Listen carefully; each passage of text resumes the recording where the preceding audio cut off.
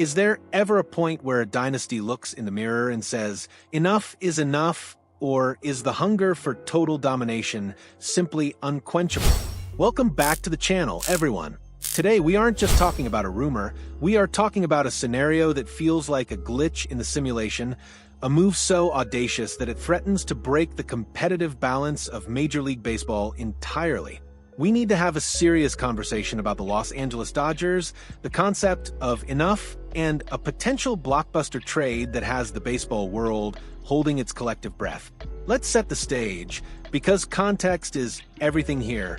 We are looking at a Los Angeles Dodgers team that, in this scenario, has already cemented itself as the modern standard of excellence. They have secured back-to-back World Series titles. They are sitting on the throne. Most teams, after winning 2 rings in a row, might take a breather. They might look to cut costs, rest on their laurels, or run it back with the same crew. But not Los Angeles. We already know they've been aggressive, signing the lockdown closer Edwin Diaz to shorten the game, and adding the lefty slugger Kyle Tucker to an already terrifying lineup. They have effectively built an all-star team in everyday jerseys. But apparently, that isn't terrifying enough. A new mock trade proposal from Just Baseball has surfaced, and it is sending shockwaves through the rumor mill because it targets a very specific, very fresh wound for Boston Red Sox fans. We are talking about the potential acquisition of the All-Star Game MVP, the electric, chaotic force that is Jarren Duran. Now, before you dismiss this as fantasy, look at the history. Look at the patterns. This franchise thrives on the luxury move. They don't make trades because they need to survive. They make trades to ensure no one else can even compete. For Red Sox fans tuning in, this feels like a recurring nightmare, doesn't it? It feels like we are watching a sequel to a horror movie we've already seen. The headline alone, Red Sox star outfielder traded to Dodgers, is enough to induce PTSD in New England. It evokes the memories of Mookie Betts packing his bags and heading west to win rings. The idea that Boston, a big-market behemoth in its own right, could essentially become a feeder system for the Dodgers' outfield is a narrative that creates genuine anger, and frankly, it creates great drama. Why is this happening now? It's because the Dodgers operate with a different set of rules. While the rest of the league is worried about the competitive balance tax or saving for a rainy day, Los Angeles is playing a video game with cheat codes enabled. The mere suggestion that they are looking at Duran, a player who arguably was the heartbeat of the Red Sox last season, after already signing Tucker, shows a level of aggression that is borderline disrespectful to the rest of the league. It sends a message: we don't just want to win, we want to extinguish hope. As we dive into this report, ask yourself, is this brilliant management or is this bad for the sport? Because when the rich get this much richer, the conversation shifts from who will win to can anyone else even play?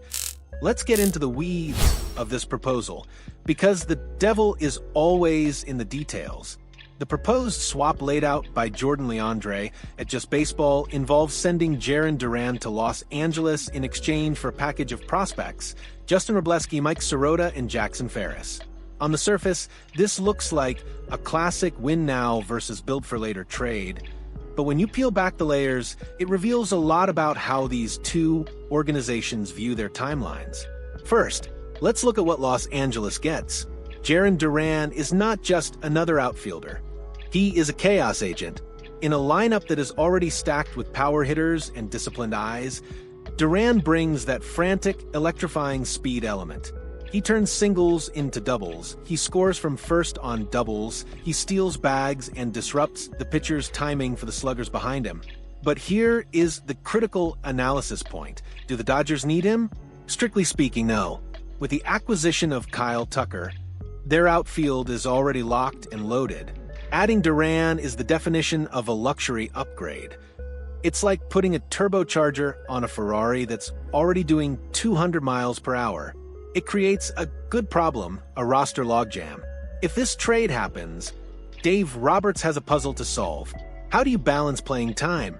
You're looking at a rotation of outfielders that would be the envy of all-star managers.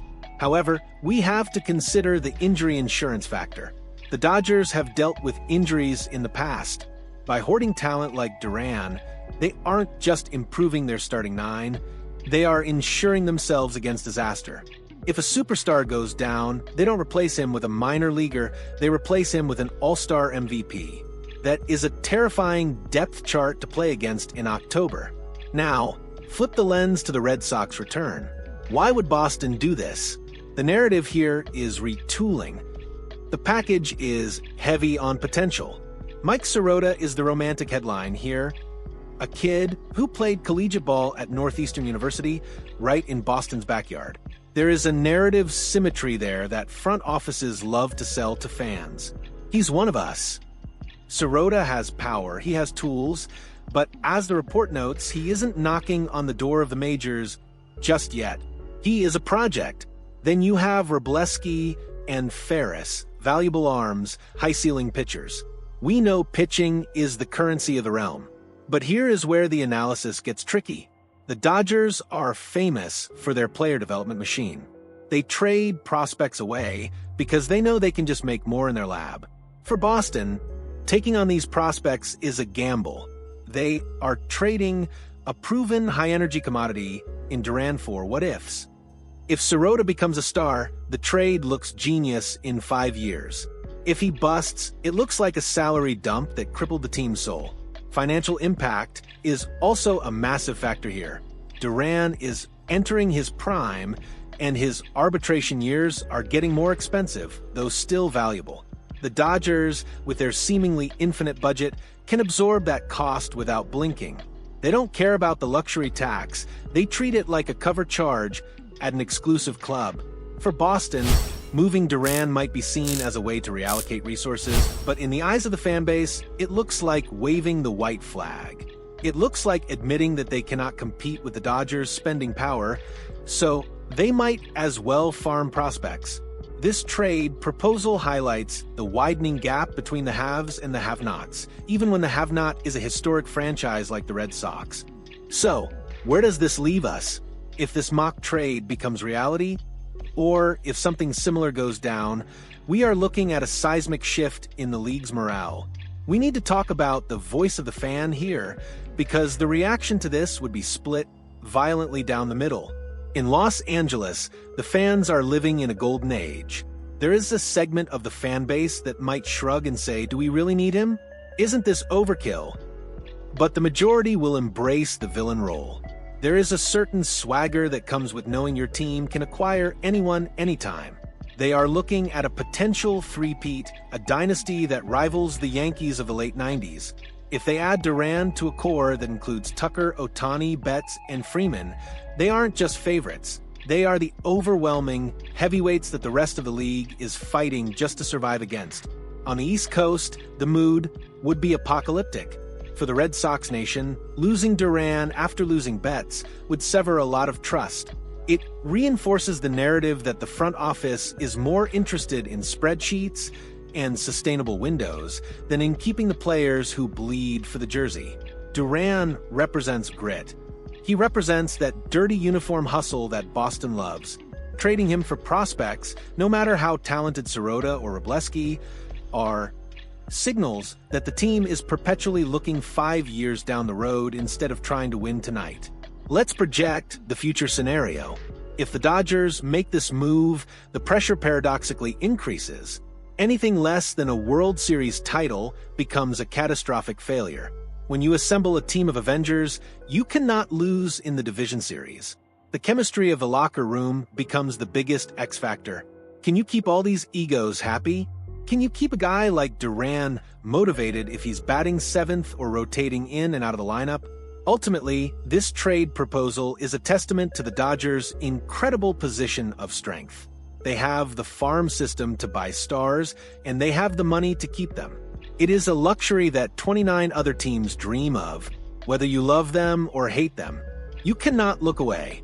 They are forcing the rest of the league to either step up and spend or get out of the way. Now, I need to hear from you guys. I want you to go down to the comments right now and be honest. If you are a Dodgers fan, is this too much? Does this actually mess with the team chemistry? Or do you take the talent every time?